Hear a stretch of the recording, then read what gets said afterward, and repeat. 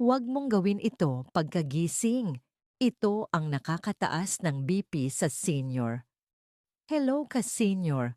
Welcome na naman sa ating ka-senior health tips kung saan pinag-uusapan natin ang simpleng kaalaman na pwedeng makadagdag ng mas maraming taon sa ating buhay. Ka-senior, sandali.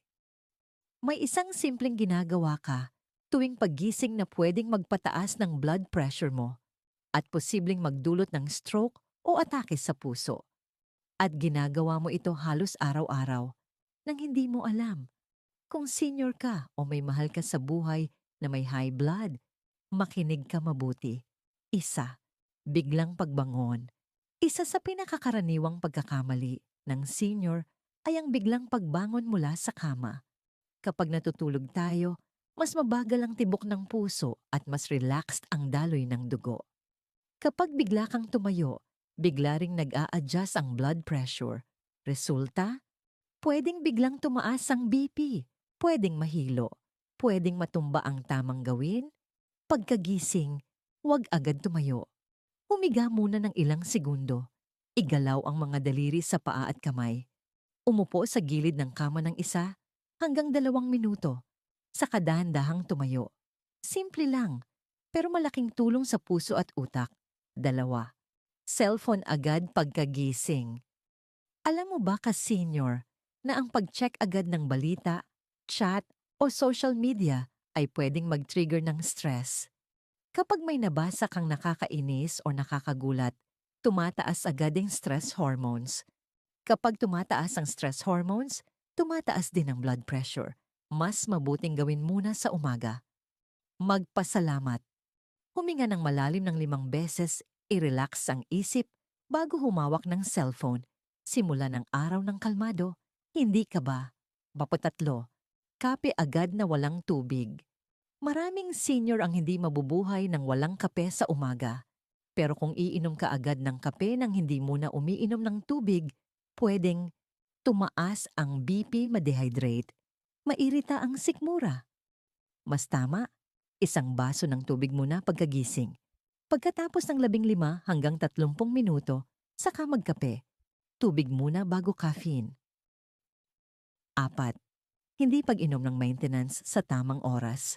Kung may maintenance ka para sa high blood, napakahalaga ng consistency. Huwag hintayin na sumakit ang ulo bago uminom. Huwag mag-skip dahil okay ang pakiramdam. Ang high blood ay tahimik. Minsan walang sintomas hanggang may mangyari na.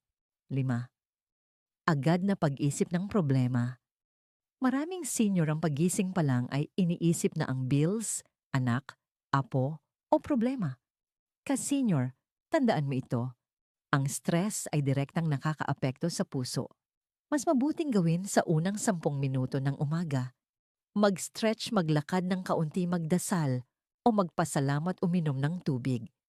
Ang unang 10 minuto ng araw mo ay pwedeng mag-set ng tono ng buong maghapon.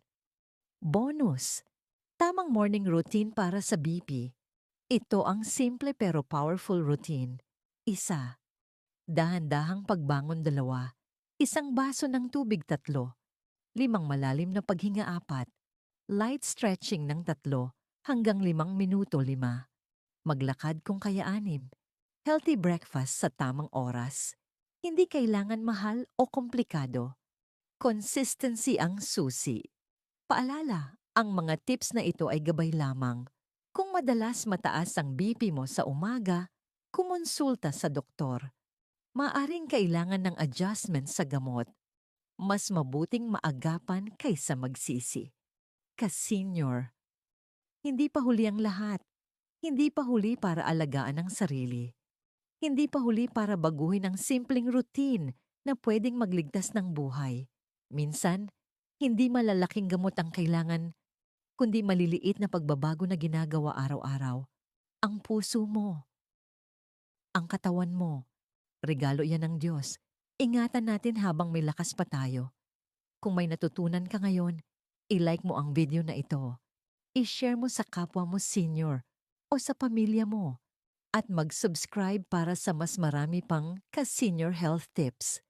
Magkita-kita tayo sa susunod. Ingat palagi. at naway bigyan pa tayo ng mas maraming taon na malusog at masaya. God bless po sa inyong lahat.